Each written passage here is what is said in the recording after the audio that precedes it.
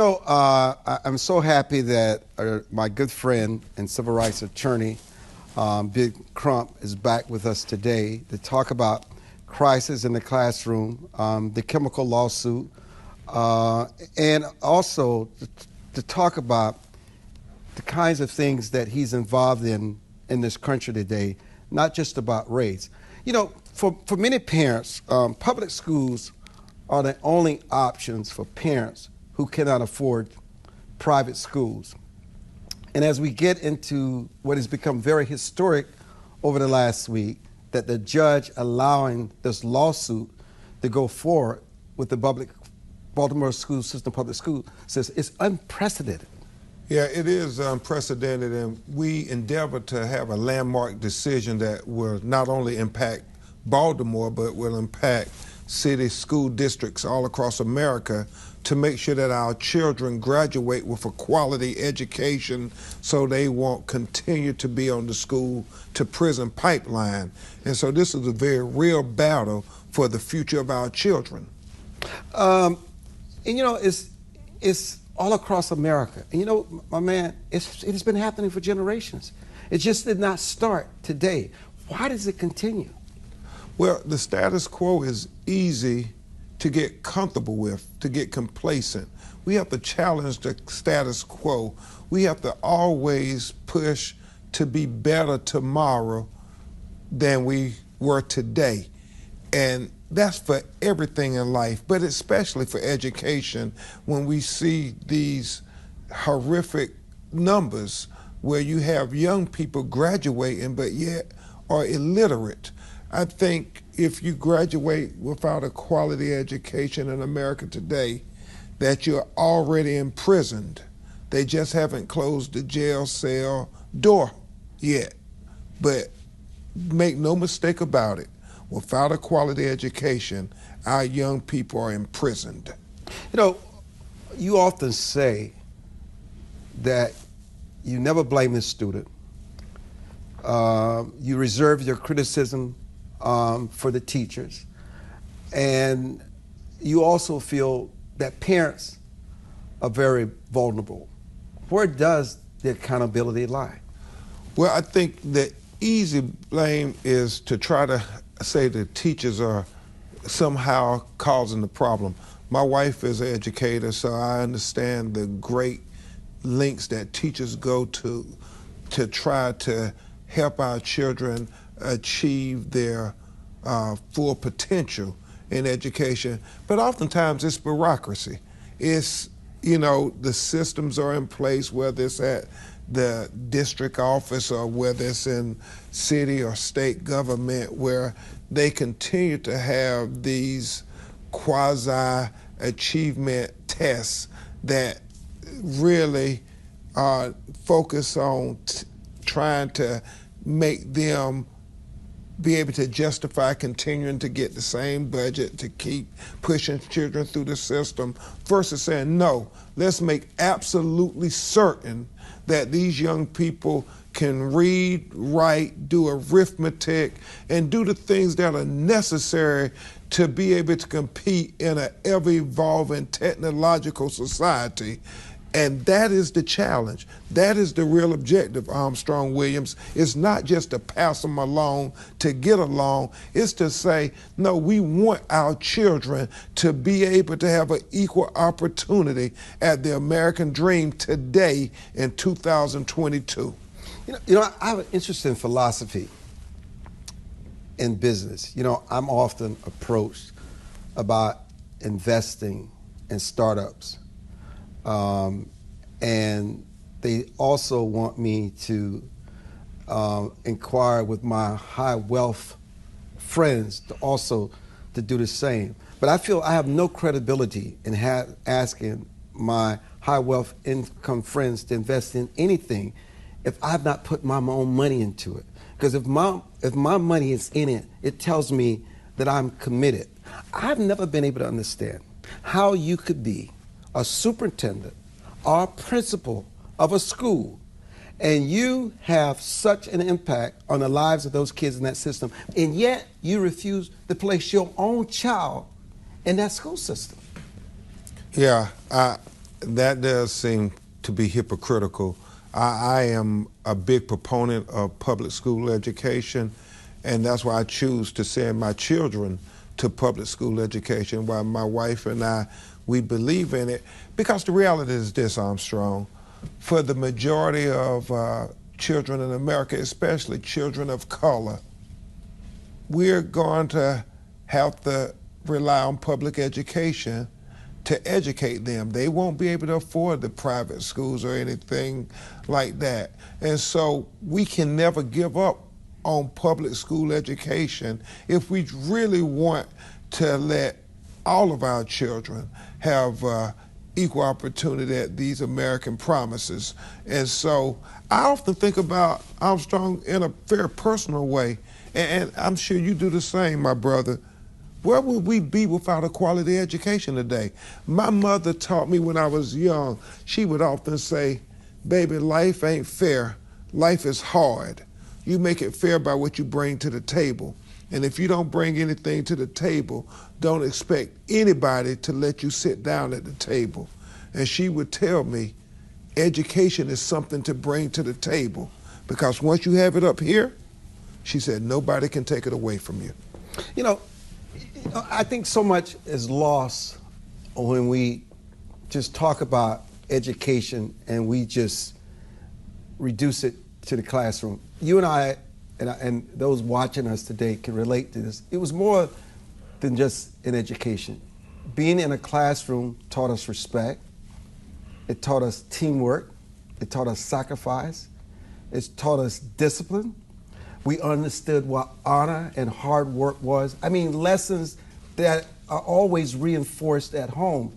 And so when you ask yourself sometimes why a kid, their initial reaction when they're in conflict is to pick up a knife, a gun, because they never had the proper skills or the proper example to navigate through conflict, to navigate through struggle. So education really in that classroom for those 12 years or however long you are in that system reinforces not what your parents taught you, but the things that your parents did not teach you. So there's so much that a child gets from that classroom. No, I agree. Oftentimes parents have to work, and sometimes they have to work 2 jobs. And so the classroom becomes part of the village of helping to raise our children and teach them about civility, not just about the 3 reading, writing, and arithmetic, but it teaches them a lot about life and culture and diplomacy.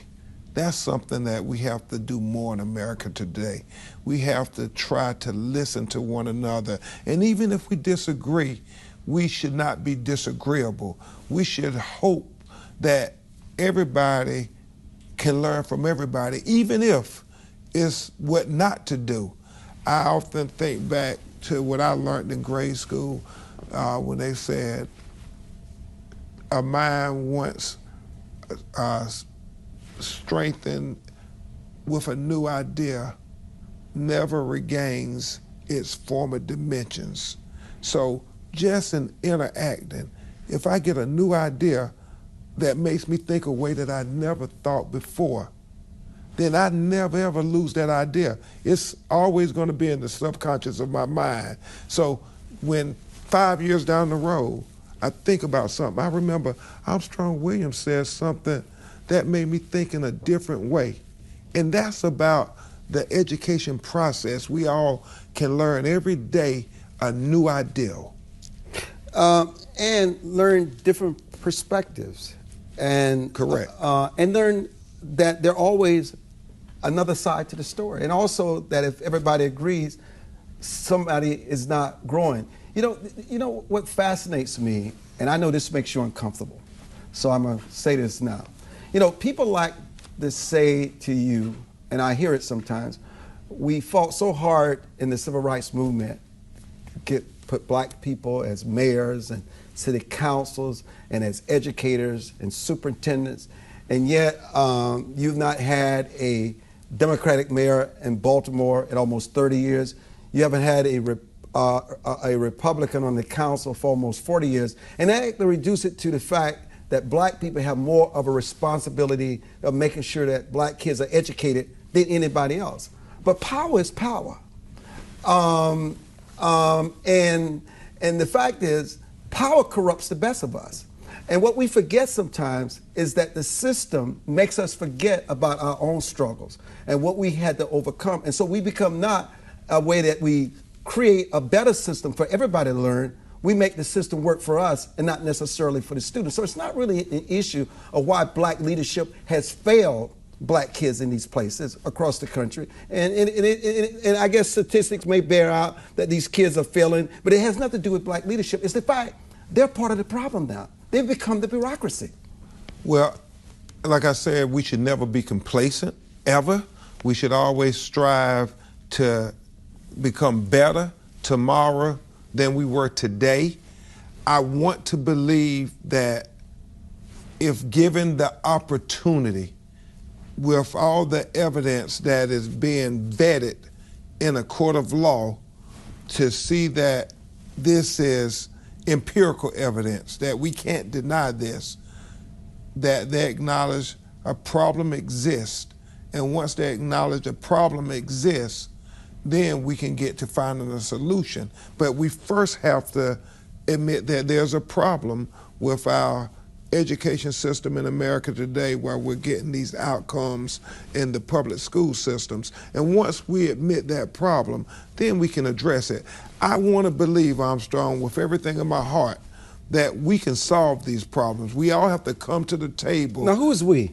All the stakeholders, okay. All the community stakeholders, not just the mayor, not just the city council, but the business leaders, the law enforcement leaders, the religious leaders. We all have to come with an open mind to try to say we want to listen to each other. Nobody can be arrogant to say, I know the answers. We got to listen to each other and try to solve the problems for our children's sake. And we'll be back on this edition of the Armstrong Williams Show with Benjamin Crump. And when we return, we're going to talk about a new book that will be circulating across the country called Crisis in the Classroom, authored by Ben Crump, myself, and Dr. Ben Carson. Why did we cross the political aisle and come together to write this mandate on what must be done to change this trajectory?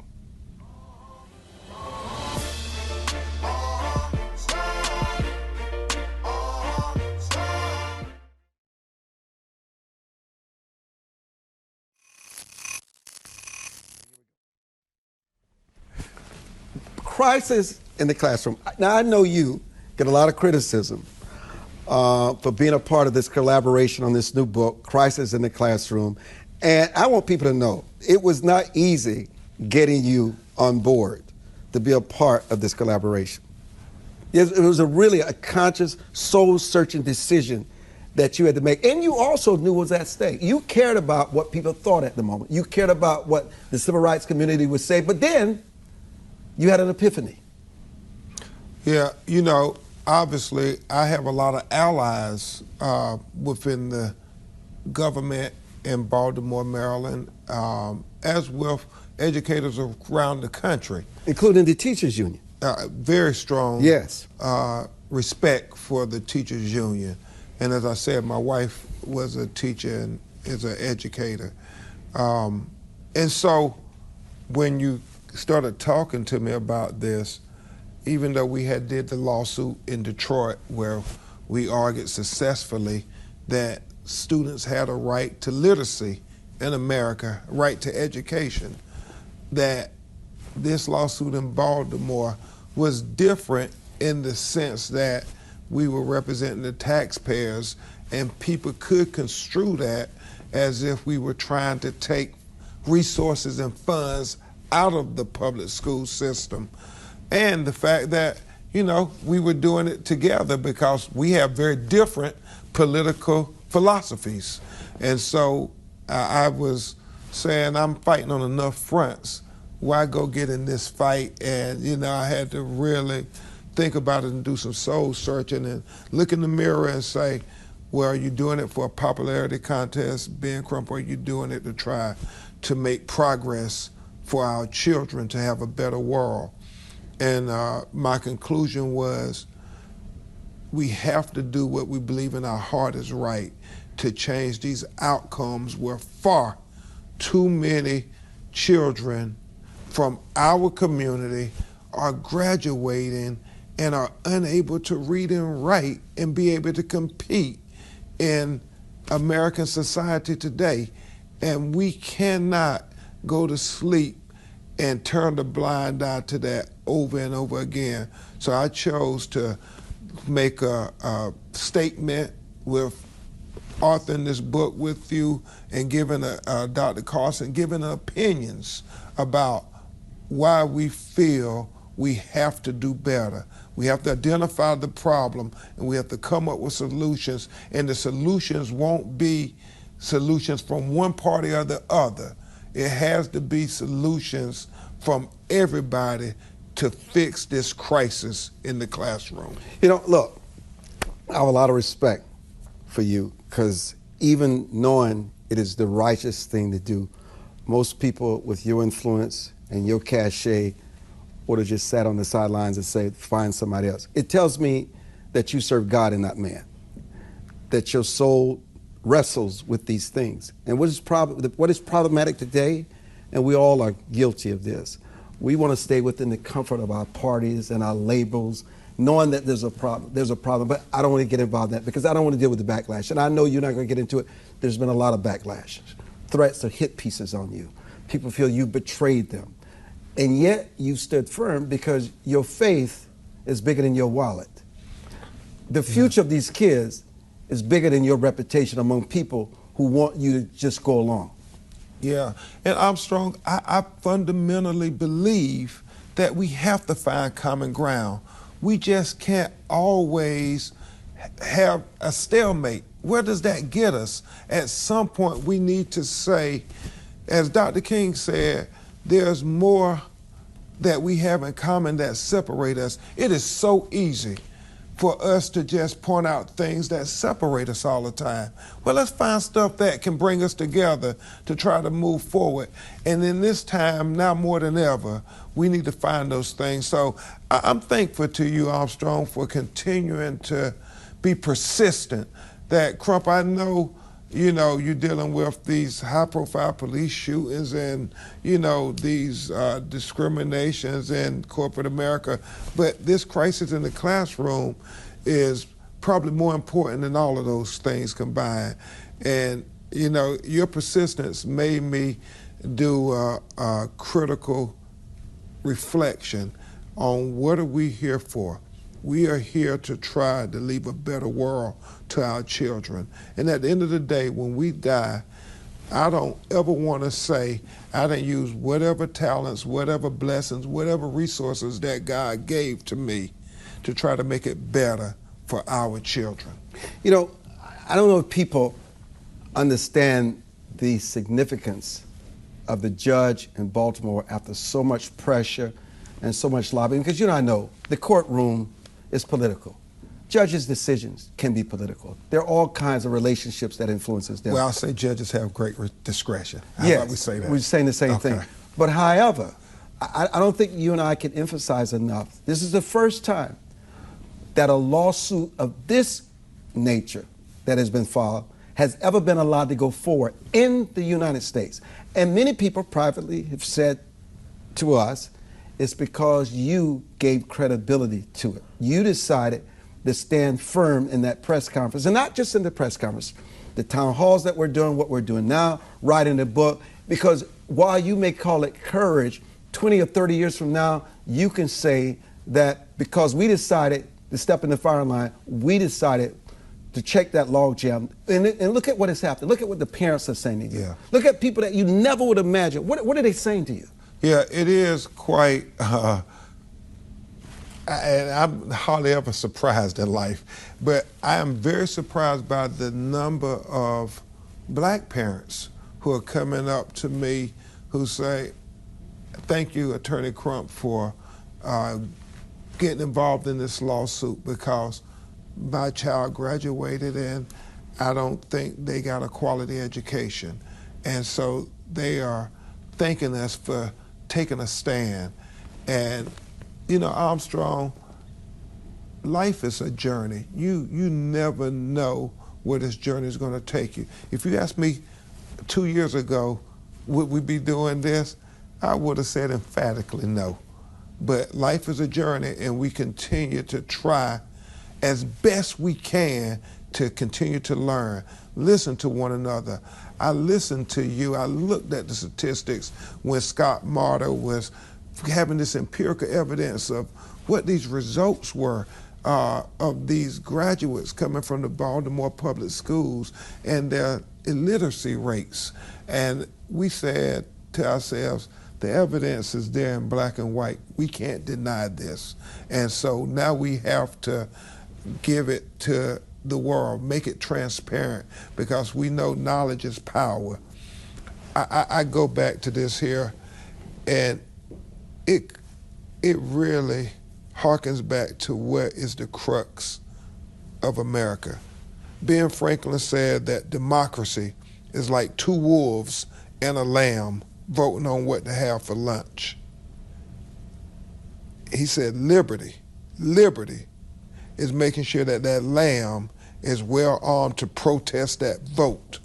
So what we are doing is making sure that young lambs, especially young lambs of color, young lambs that would be marginalized, are allowed to protest not with guns and bullets or any means of violence, but they are well armed to be able to protest with intellect and diplomacy and strategic thinking, the things that you need in society today to be able to be successful, to be able to keep a roof over the head of your children and your family, to put food on the table, to keep the lights on. This is what a basic quality education affords you the opportunity to do. And that's why we're fighting so hard. That's why we took this stand. And have a history will write about us, I will accept it, because as my grandmother taught me, you don't do a thing for the result of it. You do a thing because it was the right thing to do. Wow. So what is the book about for people wondering about the crisis in the classroom? Well, the book is a forerunner to a lot of the things we're arguing in the lawsuit. It talks about opinions on, if we can get everybody to the table, about Armstrong Williams' opinions, about Dr. Carson's opinions, about my opinions. And then it talks about the evidence that is there for us all to say we have a stake in this. What we're trying to do is expand the circle, Armstrong, from just our three with this book to get the public to engage in this. We've started the conversation, but we want America to continue the conversation. And the hope is that the citizens in Baltimore, when we get to this trial, will be able to tell us their opinion on what they think about all of this with rendering their verdict. And I believe, Armstrong, that because the city leadership in Baltimore are in essence public servants, once the public renders their verdict in that courtroom, they have an obligation to be accountable to the will of the people. How important, because what they're allowing us is discovery. Yes. Well, discovery for a lot of lay people out there is a tool that the court gives lawyers to go out and take depositions, subpoena information, do interrogatories, do requests for admissions, where you can make it emphatically clear what is the issue and what is the response from the leadership, what has it been in the past, what is it today. And they can't hide behind technicalities and these things. No, the law makes you swear to your answers under penalty of perjury, and that's what discovery does. It allows us to go into each school, look at test scores. It allows us to take depositions of teachers, former teachers, people who say, no, I'm going to tell the truth. I'm not worried about you firing me or anything like that. I just want to make sure that we can be transparent so we can get to the truth, and hopefully once we get to the truth, we can get to justice for these children. You know, when we come back, Scott Walte And Leonnard Snipes will be joining us to talk about the statistics. What are the statistics actually saying all across the country, not just for Baltimore? And how does this lack of education, this lack of self-esteem, lack of self-worth, how does it impact crime and behavior, especially among young people when they feel they have no option to take care of themselves, to provide for themselves? That and much more on this edition of the show.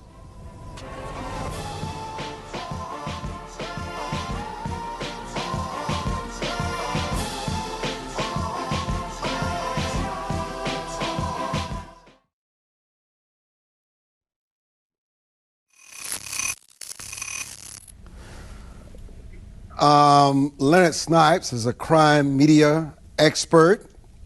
Scott Walte is with Capital Research Center. Scott, you've been listening to this conversation between Attorney Crump and myself about this crisis in the classroom. What are you learning from the statistics, and what are those statistics as it relates to education? Well, the statistics on education are very simple, terrible. All over the country, rich, poor schools alike, nobody is performing at anything like the level that they ought to be, that we owe our own children.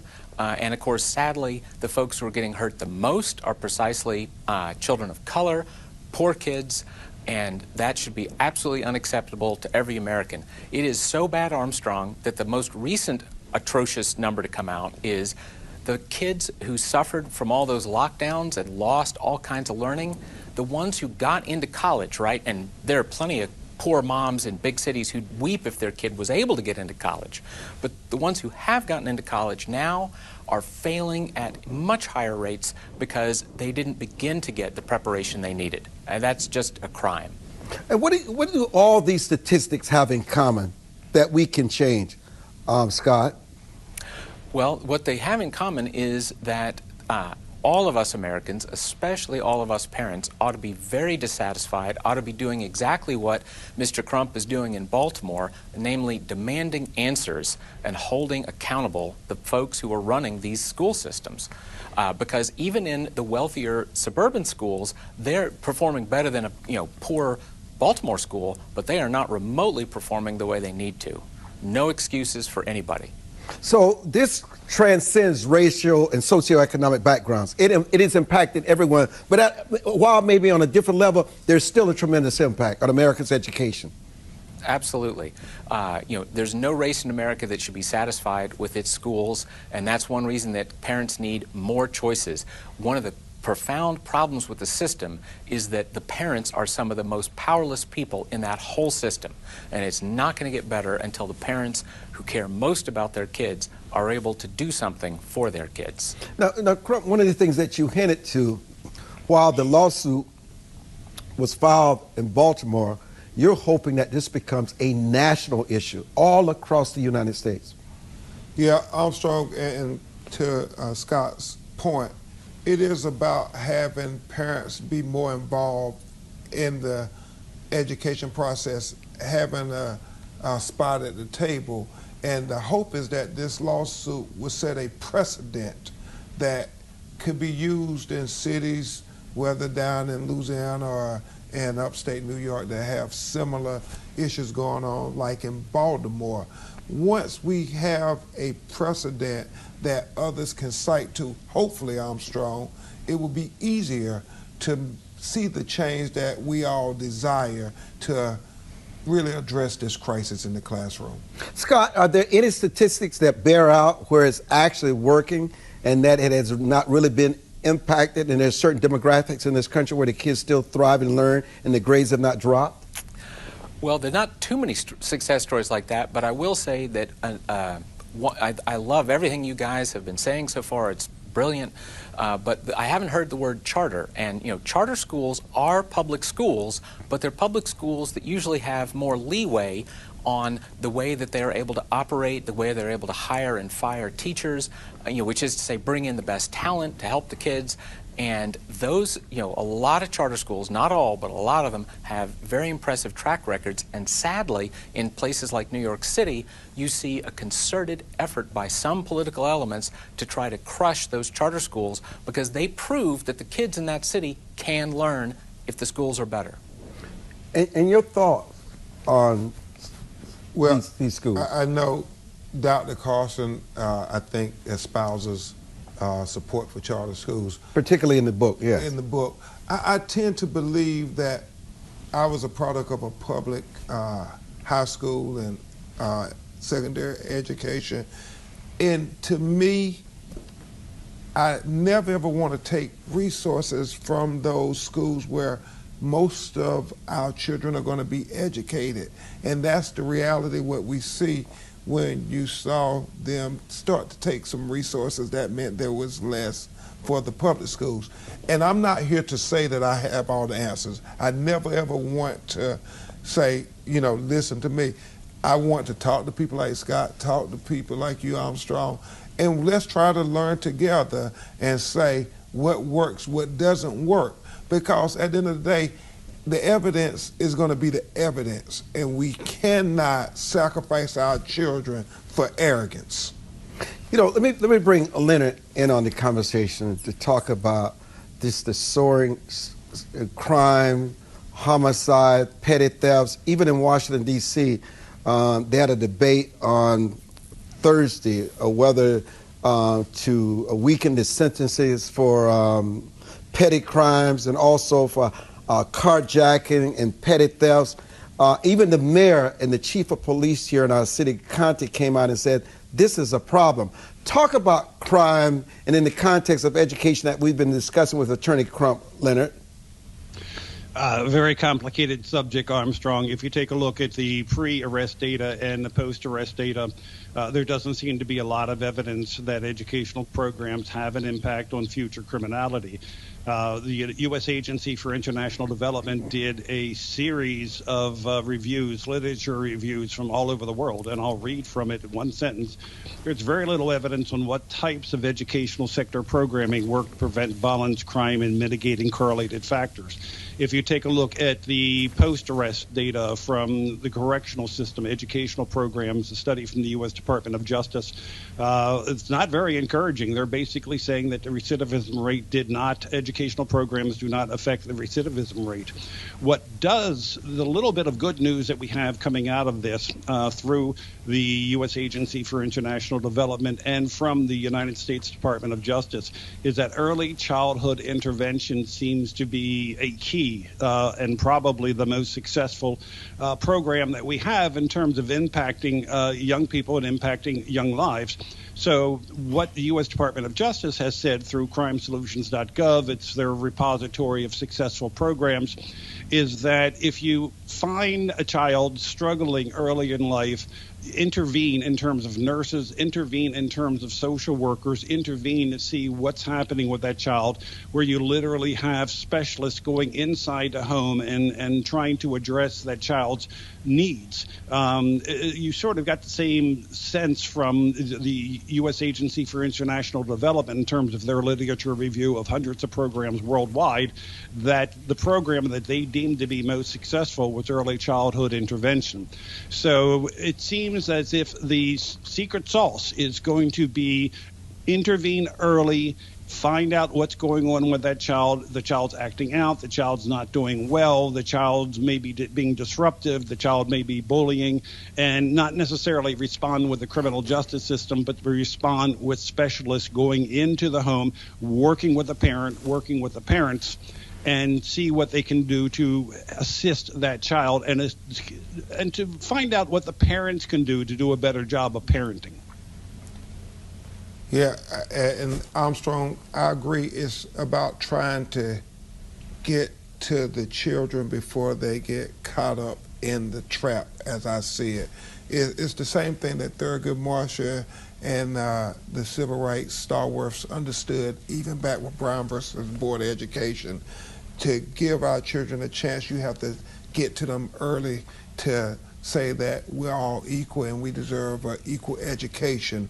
And even more profound, I believe, is that we have to not have the criminal justice system be the solution, but we have to have resources with education, with after-school care. Yeah, I mean, all of it is a part of making sure that child grows up and believes I have alternatives to resorting to crime. I have options in life. Education has given me those options to be able to sustain my life without having to resort to engaging in criminal activity. You know what's really intriguing about the discussion today, and you know it, you just don't think about it on a deeper level. You're actually saying that by the time a child reaches a certain age, if they don't have the education and the self-worth, there are just not that many programs that are in place that have shown to be effective to turn that trajectory around. And what age are we talking about, Leonard? You know, we're talking about school-age children, first, second, third grade, fourth grade, to the point where, you know, the child is acting out. The child is being disruptive. The child's not doing well. The child's bullying. The child's doing whatever it is that the child is doing.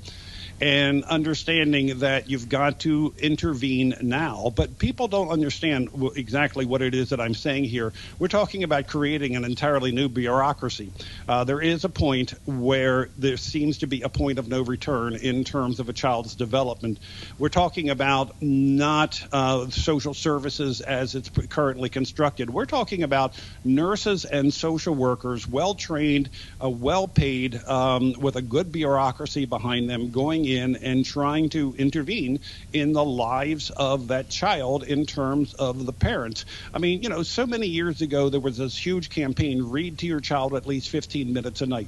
I spoke to one nurse who was part of a program and, you know, just going in and saying, hey, you know, read to your child 15 minutes a night.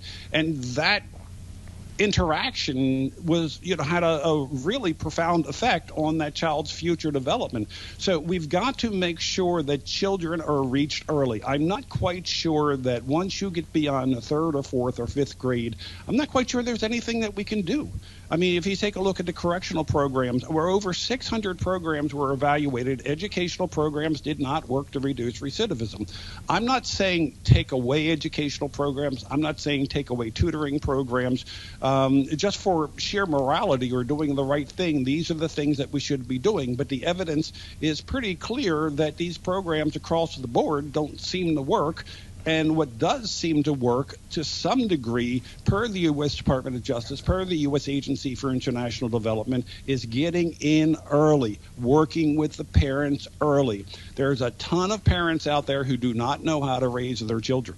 There's a ton of parents out there who are doing dysfunctional things, and they need to understand, you know, that those dysfunctional actions, child abuse, violence within the home. I mean, the statistics in PTSD, child abuse, psychological problems, brain damage, exposure to violence, they're all there.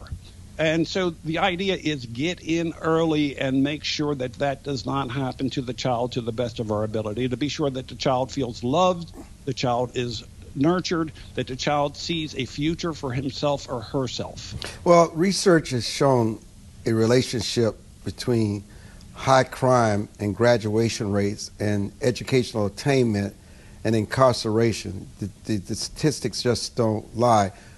Back with much more with Crump, Walte, and Leonard. Don't go away.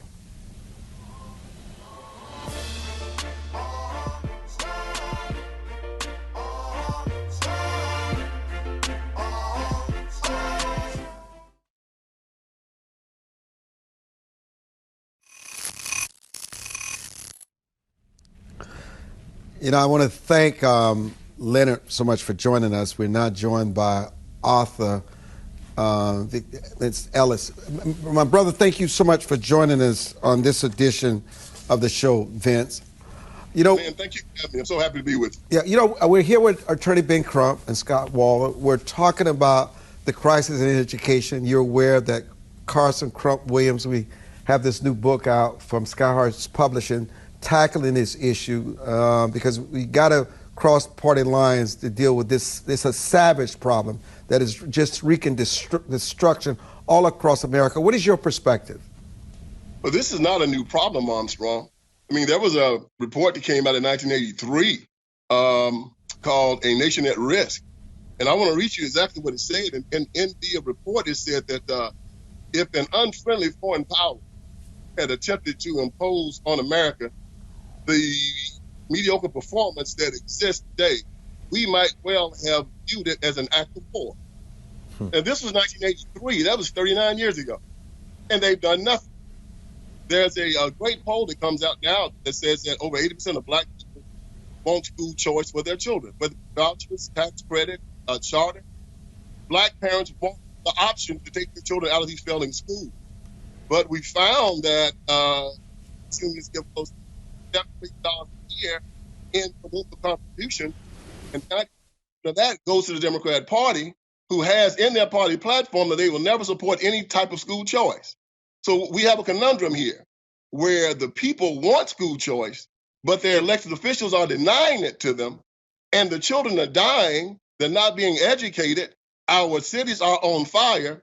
And I'm so happy that you and Mr. Carson and Mr. Crump came together to write this book, that three black men can come together to have divergent points of view, but agree on this one thing.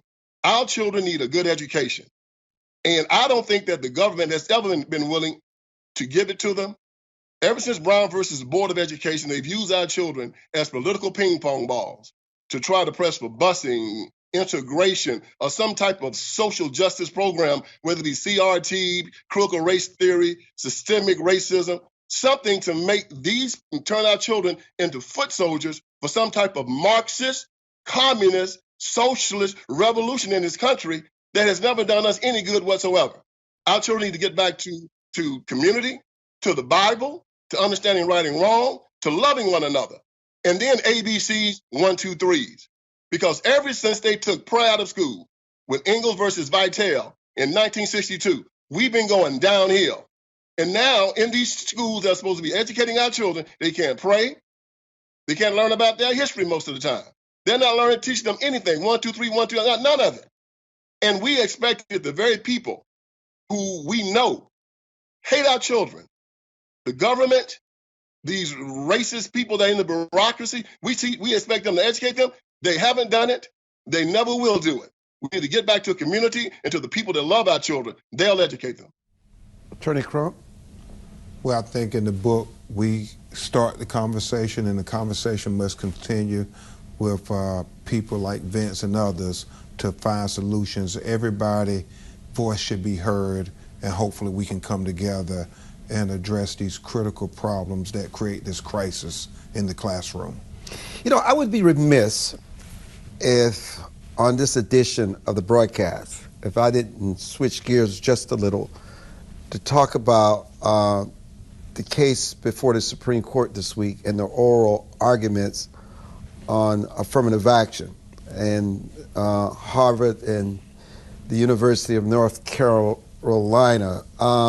Vince, I'm going to start with you. You know, obviously, I've never had to deal with the stigma that someone ever thought my success had something to do with affirmative action. I've never had to deal with that, never. But I do know that there are people who work hard, bust their chops, work hard, make sacrifices, go to these Ivy League schools, the best SAT scores, and then there's a asterisk, there's a question mark by their name, why they're in that classroom.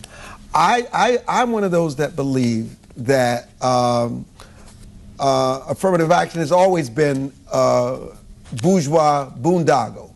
It's never done anything for the masses of poor people in this country. But for the elite, they benefit from it. But for the everyday American, I am still looking for the great benefit. Vince.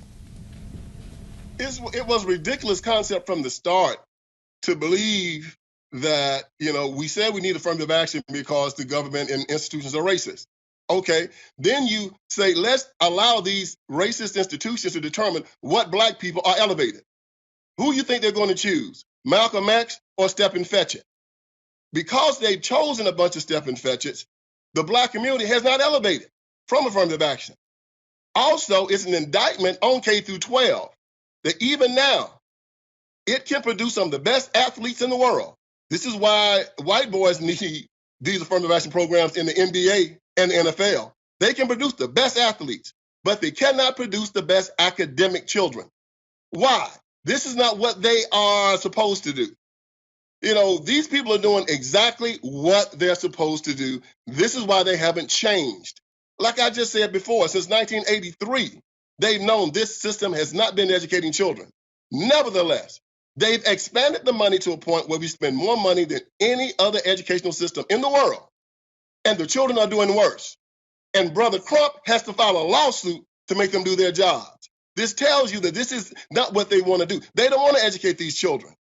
They want a system where we have to call on them and beg on them to achieve things, like what Joe Biden did when he put Miss Brown Jackson up on Supreme Court. She was eloquently and substantially qualified, but he had to say, I chose her because she was black and because she's a woman, and y'all owe me.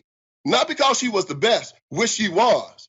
He didn't say that. No, he said because she was black and because she was a woman. And I gave this to y'all. That's affirmative action. That's why it's wrong. We earn what we get. I've earned everything I've gotten. You've earned what you've gotten. Brother Crump has earned what he's gotten. We don't mind earning it. But they have to get out of our way and let us educate our children so that just like in basketball and football, we can beat them academically also.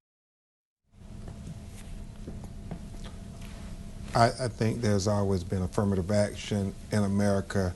It's just defined differently at certain times. I think when President Reagan appointed Sandra Day O'Connor, people said he was doing it because she was a woman. I think there's always going to be perception and reality, and I think we have to continue as Americans to overcome the impediments of racism and discrimination. It is going to be a constant struggle for our country, but like Frederick Douglass said, without struggle, there can be no progress, and we just have to keep chipping away at it. Scott Walte? Well, I want to follow up on one of the points about the exploiting of black kids to help other people try to look good and feel good about themselves, but actually hurting those kids. Higher education in America, which is those lawsuits you just brought up with UNC and Harvard, you know, there is a horrific mismatch for minority kids in higher ed. They take kids who should be going to UCLA and they put them into UC Berkeley, and then the majority of them fail out and feel like, I'm a failure, I'm a disaster, whatever. It has nothing to do with them being black. It has to do with whether they are the equal of their peers in those schools. And other blacks who are not mismatched like that do just fine in college. And, you know, white kids who were in a school that was that they weren't prepared for would be failing out at the same rates. It's not a complicated question, but it's outrageous that places like Harvard want to feel good about themselves by letting in kids they know are going to fail out, when if they just went to, you know, one notch down school, they'd have great lives. That kind of exploitation is appalling. Vince? Yeah, it's not hard. Our children are hyper intelligent. We are not giving them the opportunities to learn. We've done studies on black children to know that sometimes they learn in a rhythm. They might learn different. Carter G. Woodson said that there are times when black children might need a different education, not because they're dumber, not because they're slower, but because they were just raised in different environments. But that was a great study that said that if a black child has one black male teacher during his time in school, his chances of graduating multiply by 3 times. Just one male black teacher. Nevertheless, they still fail to recruit black male teachers in public education. With that type of statistic, why wouldn't you do it? Every black person that has the ability, and every white person that has the ability, usually send their children to private school. Black people want to do it. They've done. They've let it be known in polls. They've let it be known in D.C. with the voucher program. There is a lottery, and there's a list of children that are fighting to get into charter schools, fighting to get vouchers because they want to be educated, and they are locked in a system that refuses to educate them. The only way they get out is with choice. And I don't know how much more we can take. 200 years of beat down, oppression, lies. And to this day, in Baltimore, they're spending $24,000 per child. And the majority of these children come out of their school dysfunctional and unable to read. If you don't see the hand of Satan all over this, you must be blind. I agree that they need more black male teachers in the classroom. There may not be a silver bullet, as we were talking previously, that one size fits all. But what we have to do is remember what Booker T. Washington said: it's easier to build up strong children than to try and repair broken men. So I believe with all the guests and us working together, we can do it. We can do it. And we are. And go out and get your copy of Crisis in the Classroom, Ben Carson, Ben Crump, and yours truly. And thank you for joining us for this edition of the Armstrong Williams Show.